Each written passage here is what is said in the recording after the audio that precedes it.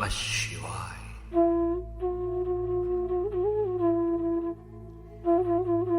एकादशी की श्रृंखला में फिर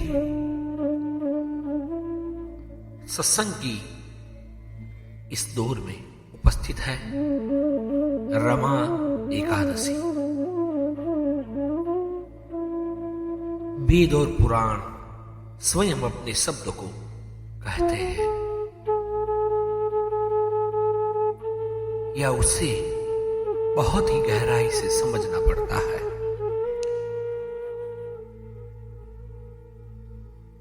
रमा एकादशी हमारे भारतीय त्योहारों में मूलभूत स्तंभ की तरह मानी जाती है।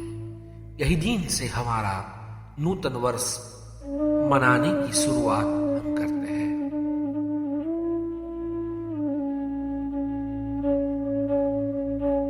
इस दिन प्रभु श्री हरि की उपासना हम बहुत ही आनंद से करते हैं।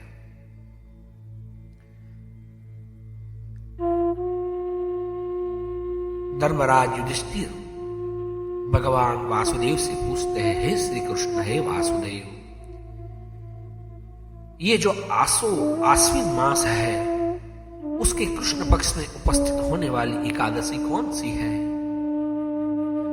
तब भगवान वासुदेव कहते हैं, युधिष्ठिर, ये रमा एकादशी है। ये महापुण्यकारी, महापापाहारी और ये परम पुण्यदायिनी एकादशी है। इसकी महिमा अपरंपार है। धर्मराज सुनिए, पूर्व में एक मुकुंद नामक महाधार्मिक राजा थे। ईश्वर के परम भक्त और प्रजा भी अति धार्मिक थी।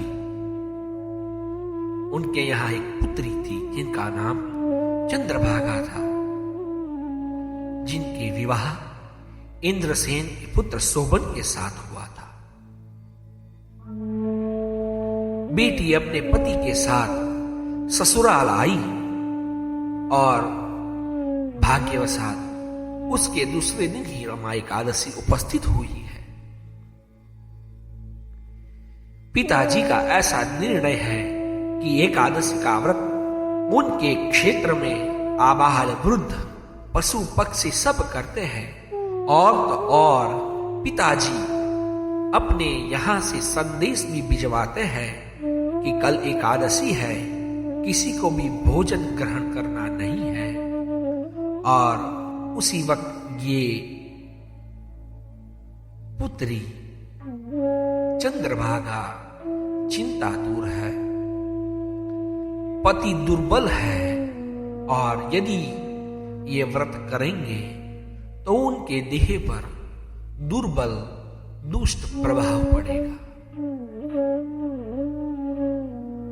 और यदि ये व्रत नहीं करेंगे तो उन्हें पिता की ओर से दंड मिलेगा। ये दोनों असमंजस में बैठे हुए चर्चा करते हैं। तब शोभन बताते हैं, हे प्रिय, आप चिंता में ना रहे, मैं ये व्रत करूंगा, क्यों कि बलीयसी केवल ईश्वर इच्छा। जो भी होता है अंतिम ईश्वर इच्छा से ही होता है, इसलिए मैं ये उपवास करूंगा। उपवास करने के बाद वो रात को हरिस्मरण करते हुए जगरात करते हैं। दूसरे दिन उनका देह शांत हो जाता है और पत्नी चंद्रभागा उनका अंतिम संस्कार करने के लिए तैयार होती है।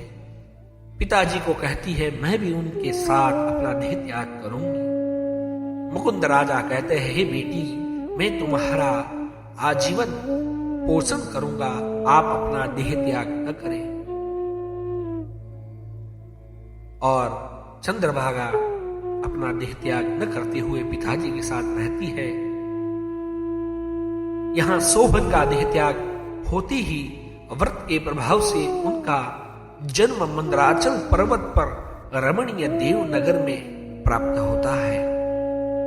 और यहां ये चंद्रभागा अतीब मन में इच्छा रखते हुए प्रभु का स्मरण कीर्तन करती है कि ये जो मेरा पति है वो मुझे प्राप्त हो। ये मन में संकीर्तन करती है कि ये मुझे पति रूप में जो ईश्वर प्राप्त हुआ है वो मुझे पुनः प्राप्त हो। और वहां पर ये मंदराचल पर्वत के रमणीय प्रदेशों में उत्तम गुण युक्त, उत्तम शोभा युक्त और उत्तम स्फटिक मणियों के समान स्थान में उनका द्वितीय अवतार वहां पर आविर्भूत हुआ है। वहां पर राजकुमारों से शोभित किरीट कुंडल और अलंकारों से अलंकृत, वहां पर श्वेत छत्र चावरों से अलंकृत सिंहासन पर यह आरूढ़ है। स्वयं द्वितीय इंद्र है, उनके समान शोभायमान वहां पर वो विराजमान है। एक दिन सोम शर्मा नामक राज्य के पंडित तीर्थ यात्रा पर निकले हुए हैं और वहां पर पहुंचते ही उनको देखते हैं और उन्हें भ्रांति होती है कि ये तो हमारे राज्य के दामाद हैं। और सब चर्चा और प्रत्यक्षीकरण करने के बाद पता चलते हैं जी हाँ, ये हमारे दामाद है। दामाद के यहाँ पहुंचते ही सत्कार प्राप्त होता है, नमस्कार प्राप्त होता है। दामाद सास ससुर और प्रियतमा के सब कुशल मंगल पूछते हैं और कुशल मंगल पूछने के बाद वो कहते हैं कि जो बिछड़े हुए होते हैं उनको मिलाना बहुत ही मंगलकारी होता है। और मेरे जीवन में यदि मेरी प्रियतमा चंद्रभागा मिल जाए तो मेरे लिए यहाँ ही स्वर्ग है। आप ऐसा कुछ कार्य करें। ये पंडित पूरा कुशल मंगल समाचार लेकर यहाँ मुकुंद राजा के पास आते हैं और ये समाचार प्राप्त कर चंद्रभागा हर्षोल्लासित होती है और ये सोम शर्मा के साथ चलती हुई सुंदर रमणीय नगरों के पार करती हुई वामदेव ऋषि के आश्रम में आती है। वामदेव ऋषि के आश्रम में आते ही सब वृत्तांत सोमदेव शर्मा उन्हें बताते हैं। यहाँ पर वामदेव ऋषि ने मंत्रोच्चार पूर्वक ये चंद्रभागा का अभिषेक किया है और एकादशी के व्रत के प्रभाव से ये चंद्रभागा ने अपना जो भी तपश्चर्या है और उस तपश्चर्या से ऊर्ध्व और शुद्ध देह धारण कर दिव्य गति को प्राप्त हुई है और अंत में उनको पति को प्राप्त किया है। उनके पति के पास जाकर बहुत ही अत्यंत अचिंत्य और सुंदर प्रसन्नता मन से लेकर सम्मान पूर्वक उनके वाम भाग में बैठती है। चंद्रभागा अपने प्रतिदेव को हाथ जोड़कर नमस्कार करती है और कहती है, हे नाथ, हे कल्याणकार, आप मुझे जो भी वचन कहते हैं मैं सुनना चाहती हूँ। और मैंने जब भी बाल्यावस्था से आप यहाँ तक पहुंचे हो और मैं यहाँ तक पहुंची हूँ, तब तक मैंने ये एकादशी का व्रत किया है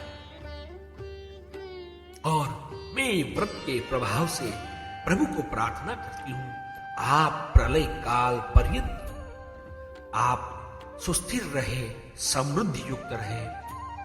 राजा चंद्रभागा दिव्य रूप धारण करते ही दिव्यांबरों से अलंकृत होकर दिव्य देह में और प्रभु में विलीन हो जाते हैं। यह है दिव्य एकादशी यानी रमा एकादशी की कथा। भगवान कहते हैं ये एकादशी की कथा जो सुनते हैं, सुनाते हैं और विशिष्ट रूप से ये व्रत करते हैं, उसको निश्चित प्रभु अपने चरण में लेते हैं, इसमें कोई संदेह नहीं। और तो और ये कथा परम पुण्यदायिनी है, इसलिए इसे सुने, सुनाएं और ऐसी कथा और सुनने के लिए सनातन शिव शक्ति मंदिर की यूट्यूब चैनल को लाइक करें। यहाँ आपके हृदय में विराजमान भक्तजनों के हृदय में स्थित दिव्य चेतना को नमस्कार करते हुए, जिसका मन हरि रस के लिए तड़पता है, उन सभी को फिर से एकादशी व्रत की बधाइयां देते हुए, नूतन वर्ष की प्रारंभ की बधाइयां देते हुए सभी को ओम नमः शिवाय।